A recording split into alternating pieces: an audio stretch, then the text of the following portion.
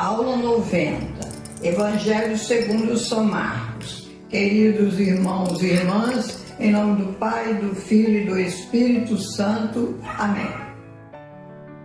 Evangelho de Marcos, capítulo 4. Parábolas do reino, o semeador. A parábola do semeador indica que a sorte e os frutos do Evangelho dependem das disposições de cada um. Jesus ensinava a multidão muitas coisas em parábolas. Dizia: saiu o semeador a semear. Enquanto semeava, uma parte caiu à beira do caminho. Os pássaros foram e comeram tudo. Outra parte caiu em terreno pedregoso, onde não havia muita terra, brotou logo, porque a terra não era profunda. Quando saiu o sol, os frutos se queimaram e secaram, porque não tinham raiz. Outra parte caiu no meio dos espinhos. Os espinhos cresceram, a sufocaram e ela não deu fruto. Outra parte caiu em terra boa e deu frutos, 30, 60 e até 100 por um. E Jesus dizia: quem tem ouvidos para ouvir, ouça. Jesus explica a parábola do semeador. O semeador semeia a palavra.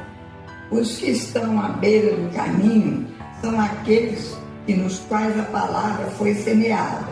Logo que a ouvem, chega Satanás e tira a palavra que foi semeada neles. Os que recebem a semente em terreno pedregoso são aqueles que ouvem a palavra e a recebem com alegria, mas eles não têm raiz em si mesmos, são inconstantes, e quando chega uma tribulação ou perseguição por causa da palavra, eles logo desistem. Outros recebem a semente entre os espinhos. São aqueles que ouvem a palavra, mas surgem as preocupações do mundo, a ilusão da riqueza e todos os outros desejos que sufocam a palavra e ela fica sem dar fruto. Aqueles que receberam a semente em terreno bom são os que ouvem a palavra, a recebem e dão fruto. Um dá 30, outro 60 e o outro com 100 por um. A lâmpada.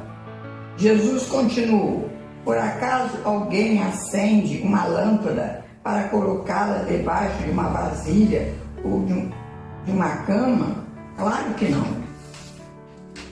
Para iluminar bem, ela deve ser colocada no lugar próprio. Tudo o que está escondido será descoberto, e tudo o que está em segredo será conhecido. Se vocês têm ouvidos para ouvir, então ouçam. Disse também: prestem atenção no que vocês ouvem. Com a mesma medida com que vocês medirem, também vocês serão medidos, e com uma mais dureza ainda. Quem tem receberá mais, mas quem não tem será tirado até mesmo o que ele tem. O grão que germina sozinho. Jesus disse: o reino de Deus é como um homem que espalha semente na terra. Depois ele dorme e acorda, noite e dia, e a semente vai brotando e crescendo, mas o homem não sabe como isso acontece. A terra produz fruto por si mesma. Primeiro aparecem as folhas, depois as espigas, e por fim os grãos enchem a espiga. Quando as espigas ficam maduras, o homem começa a cortá-las com a foice, pois chega o tempo da colheita.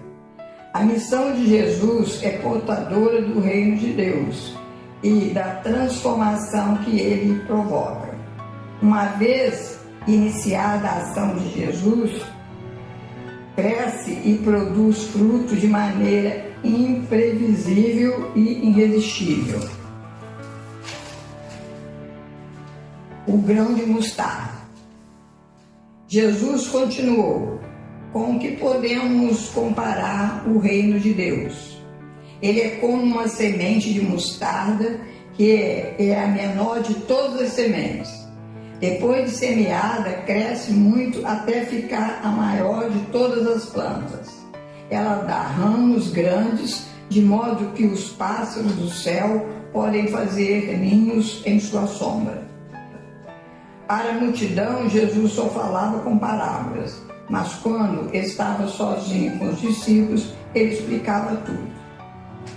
A tempestade acalmada. À tarde daquele dia, disse-lhe Jesus: atravessemos para o outro lado. Despedindo a multidão, levaram-no assim como estava na barca. Nisto se levantou uma grande tempestade e lançavam as ondas dentro da barca, de sorte que ela já se enchia de água. Jesus estava dormindo na parte de trás do barco, com a cabeça sobre um travesseiro. Acordaram e lhe falaram: mestre, não te importas que afundemos? Jesus, acordando, repreendeu o vento e disse ao mar: silêncio, calma. O vento parou e tudo ficou calmo. Depois perguntou aos discípulos: por que estáis com tanto medo?